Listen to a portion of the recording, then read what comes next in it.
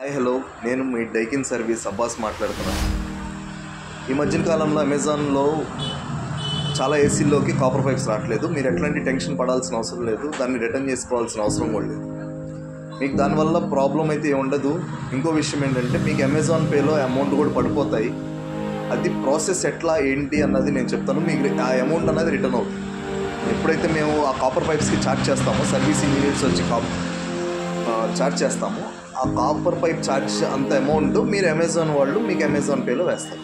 ఎట్లాంటి ఇబ్బంది లేదు, ఎట్లాంటి డౌట్ లేదు, అవసరం లేదు. మీరు 100% వాళ్ళు మీకు ఒక లింక్ ఇస్తారు, అప్లోడ్ చేయాలి. ఆ ప్రాసెస్ నేను చెప్తాను ఇప్పుడు. అయితే దీంట్లో ఫస్ట్ ప్రాసెస్ ఏంటంటే మీకు అమెజాన్లో ఒక కస్టమర్ సపోర్ట్ యాప్ ఉంటుంది. ఆ customer support toll free number ఉంటుంది. దానికి చేయాలి. చేసిన తర్వాత వాళ్ళు టోల్ ఫ్రీలో మీకు కాల్ చేయగానే మీకు డీటెయిల్స్ మొత్తం చెప్తారు. కాపర్ పైప్స్కి అమౌంట్ మేమే ఇస్తాము, అంటే అమెజాన్ వాళ్ళే ఇస్తారు.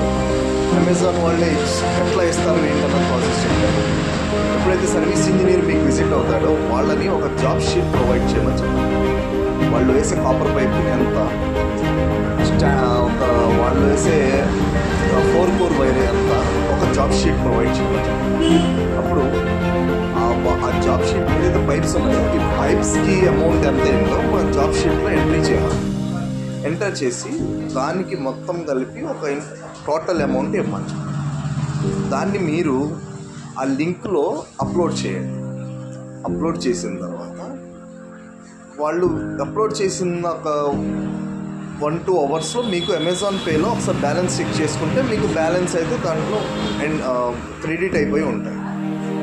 ఇంకో విషయం ఏంటంటే దాంట్లో మీరు కన్ఫామ్గా జాబ్ షీట్ అన్నది తీసుకోండి.